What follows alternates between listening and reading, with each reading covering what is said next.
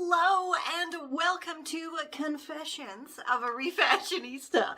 I'm Refashionista Sherry and I am here to help you live affordably, sustainably, because why? Being eco-friendly shouldn't cost the earth. So if you have been kind of keeping up with what I've been doing, then you'll already know that I gotta move again. And this will now be my fourth move since returning to my home country of Canada in 2016. So that's a crazy amount of moves, and I will be creating a video in the future to share all of the wacky stories behind each of these insane moves. In the meantime, I did actually share some of the stories already in a video before we moved into the place that we're having to leave now, so I'll link that down below for you. But I thought, as I've been packing, that it might be interesting for you guys to learn my top moving and packing tips, because I mean, I have moved a lot in my life. Living and working abroad for over 20 years in Japan, England, Greece, and Germany. Those are a lot of international moves. And then, as I said, coming back to Canada and having to move 4 times now. So here's my top packing tips. Enjoy, and hopefully they will be useful to you as well. If you have any kind of groovy ideas for packing, then please do leave them in a comment below. I am always wanting to learn more tips and tricks that I can use myself. And let's just dive right in. This is Confessions of a Refashionista. So when you are packing for like a house move, then it is always a fantastic idea to be as organized as humanly possible, which, I mean, I'm organized regularly. I'm quite anal retentive when it comes to that type of thing. And so for me, I actually enjoy packing items. And a really big tip is to always pack like items with like items. So for example, pack books with books, pack cutlery with cutlery, dishes with dishes, or even better, do it room by room as well. So not only are you packing dishes with dishes for the kitchen, you're packing all of the kitchen stuff in boxes marked kitchen. So then when you are actually moving, if you're moving yourself, you know exactly, I need to put this box into the kitchen. Or if you're having a moving company move your things, then the clearly labeled boxes will let them know where to put it, so you do not have to stand there in the doorway annoying the movers and directing where things have to go. Further to that, when I move to a new house, I not only have very meticulously labeled boxes with on the side saying what room it's going to, and then on the top, I do actually list the things in it. So when I go to unpack, I know exactly what is in each box. But as another help for movers, I also label the rooms. So I just take a scrap piece of paper and we'll put, for example, if it's something going in my room, I will write S on the paper and stick it on that door. So the movers know any box marked S room is going to go in that room that has an S on the door. These things may seem like really simple, logical things to a lot of people, but believe it or not everybody thinks of this kind of thing, and it really is a big help, especially if you are using a moving company. It is very appreciated, when you can just do these little things that do make their lives just that tiny bit easier. I mean, they're lugging your heavy boxes, so anything you can do to, kind of lighten their load, their mental load a little bit is definitely a help. When it comes to packing up your dishes, plates, and other kitchen crockery, it is a very good idea to start by packing them in a box that they fit snugly into. And in order to do that, you are of course going to need some tea towels, some newspapers or flyers, bubble wrap, whatever you have on hand to protect your dishes and plates. So the first thing we want to do is make sure our plate is going to actually fit nicely in the box, and that is absolutely perfect. So the first thing I'm going to do is line the bottom of my box with a thick tea towel. And this is just a nice little buffer. You could also add some bubble wrap if you want to, but I think this towel is thick enough. Next, I'm going to grab my first plate here and wrap it in some flyers and newspaper. And this is simply that just in case it does break, then the flyers will actually prevent the ceramic from breaking further and going all over the box. Okay. Next, we're going to grab another tea towel and wrap that plate in the tea towel. Now again, you can be done right now. That is very, very secure, but if you want to add a layer of bubble wrap as well, feel free.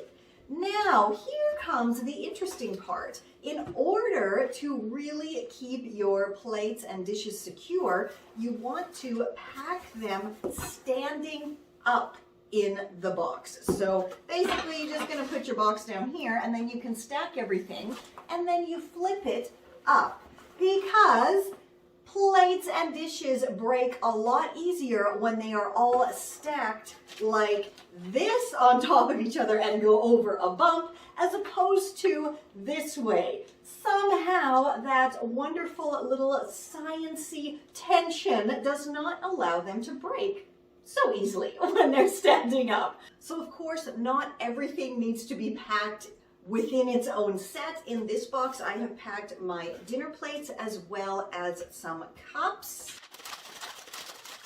The last one here. And everything is very, very snugly fitting in here.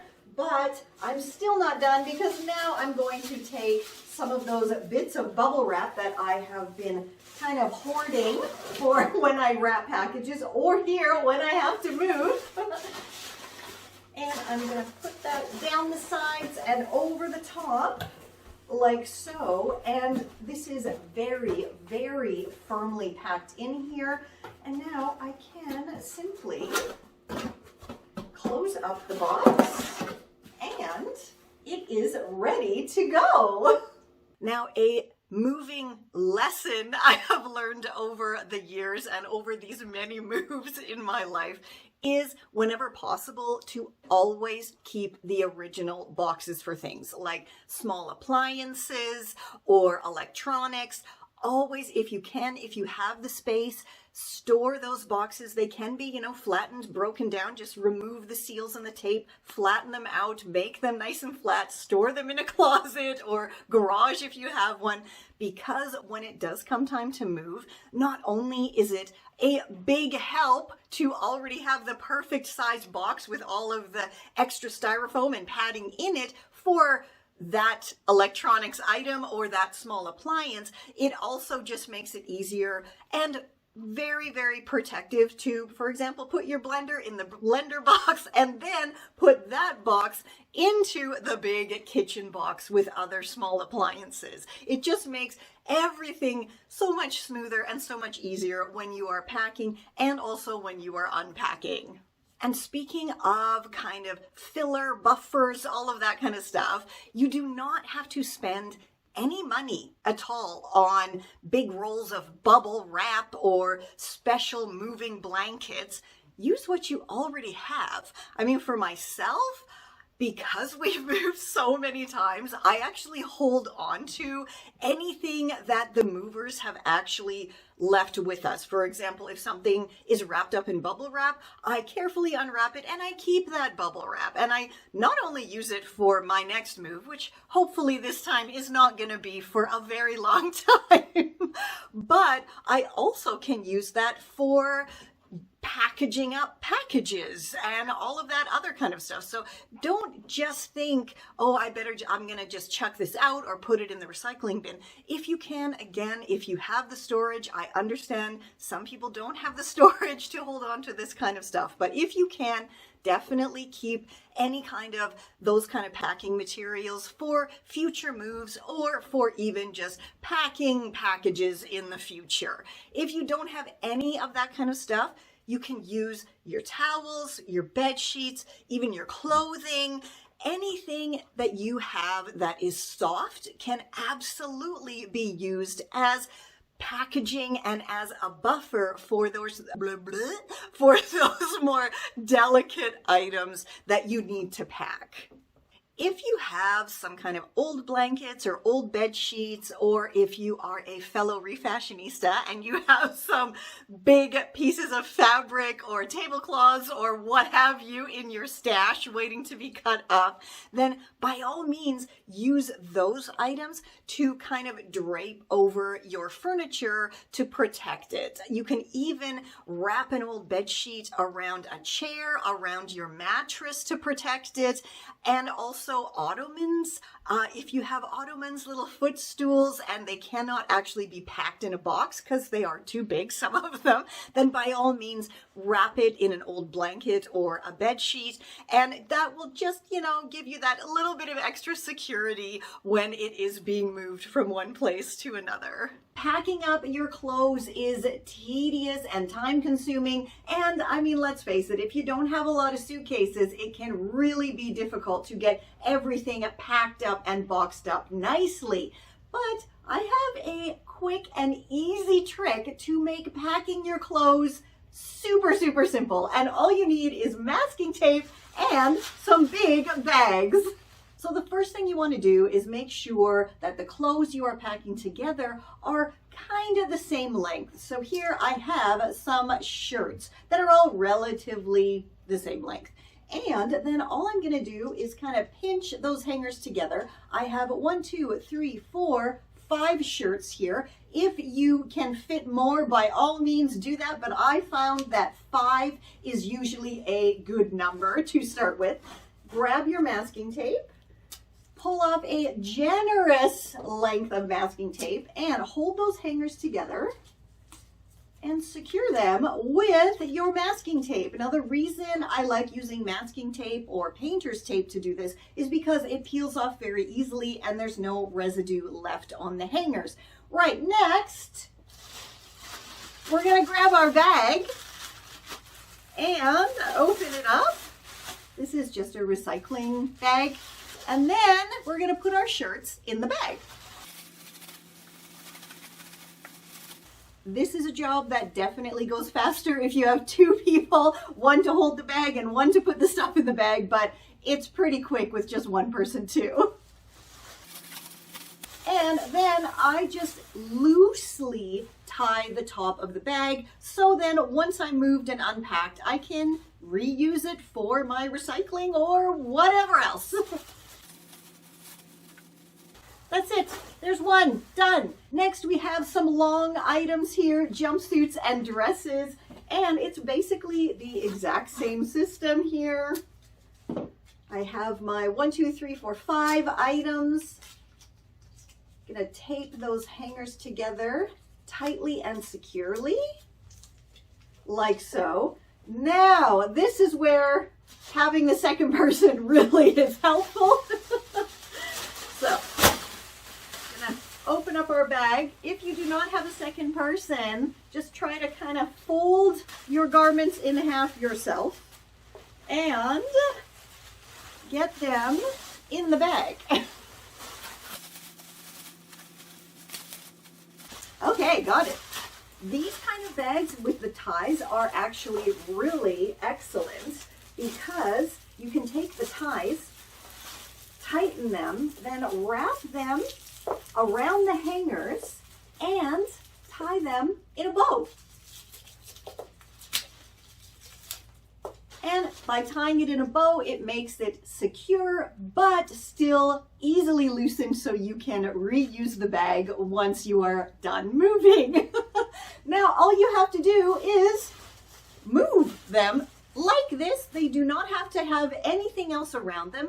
If you would like, you can fold in half and then put them in moving boxes. And I found, depending on the size of the moving box, you can usually get 4 or 5 bunches of clothes in each large size moving box.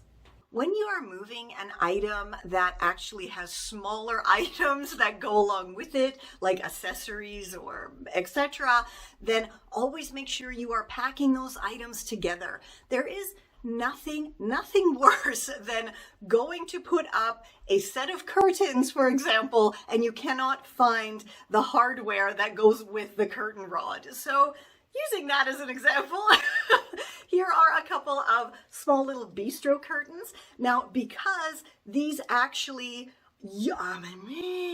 cannot talk today, because I actually use these curtains for my little kind of rainbow room separating curtains, which when I do the house tour, you will see them. Anyway, so because I use these together, I of course am going to tape them, and I already did. I taped them together. Plus all of the hardware that goes with both of them, I put in a bag. This is the hardware and the screws, and then wrapped that bag around both of them and stuck it in place. And now these can be packed, and when I pull them out, I know everything is there. I don't have to go searching for it, and it's very, very convenient. And again, it just takes minutes to do this, but it literally will save you hours of time when you're unpacking and you are trying to find those little tiny bits that are perhaps packed in another box. When it comes to packing up your awesome book collection, I recommend using a sturdy plastic bin. This is much stronger than any cardboard box could be, and this is just my kiddo's toy box. I repacked her toys in a cardboard box, and now I have this nice, strong plastic that is definitely going to hold the weight of my books. Next up, we have shoes. Now, I personally don't want to have my shoes getting all squished and just thrown into a box, so I take my socks, which need to be packed anyway, and put them down into the toe area of my lovely shoes, like so, and then grab another plastic storage bin and pack them in the storage bin. If you are moving cabinets or dressers that are fairly lightweight, you can actually leave the items inside. Just make sure that you secure them in some way so they are not kind of, jostling around or getting messy on the inside, because you don't want to kind of open up that dresser drawer and everything is just flung all over. That kind of defeats the purpose of the convenience of leaving items in the dresser.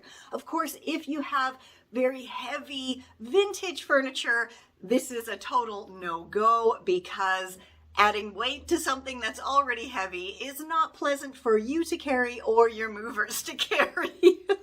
So using any kind of smaller boxes that you can then fill with your tiny items and then put into larger boxes is always going to be the best idea. Boxed is always best when you are dealing with moving, and especially with items that are more delicate or fragile. Make sure you do wrap them up in even a pair of socks will do the trick, or an old supermarket bag, or what have you. Just wrap them up, pack them tightly into smaller boxes, then make sure those boxes are secured in a larger box, and everything should go swimmingly and you should not have any breakages.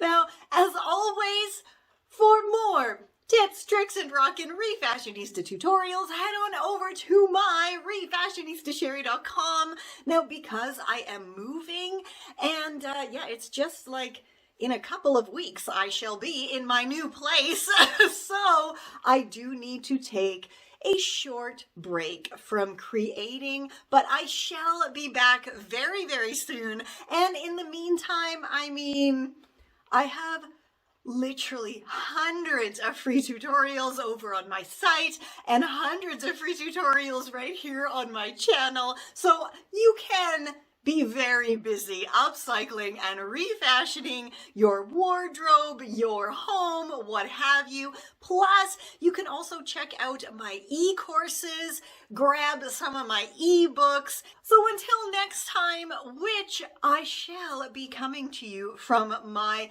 fancy new-ish studio. And oh yeah, that's something else. Would you guys like me to make a video on how I set up my little kind of studio that I'm gonna have in my small area in my new home? If you want a video to show you how I go about doing that, I can absolutely do that. And it might actually be kind of fun. And you can see the whole process behind, you know, gallery walls and how do I arrange my furniture so I can actually have space in my tiny space to move around and do what I need to do for my tutorials and videos. Yeah, so until next time, which again will be sooner than later, I hope, stay safe, stay well, and I'll catch ya on the zigzag.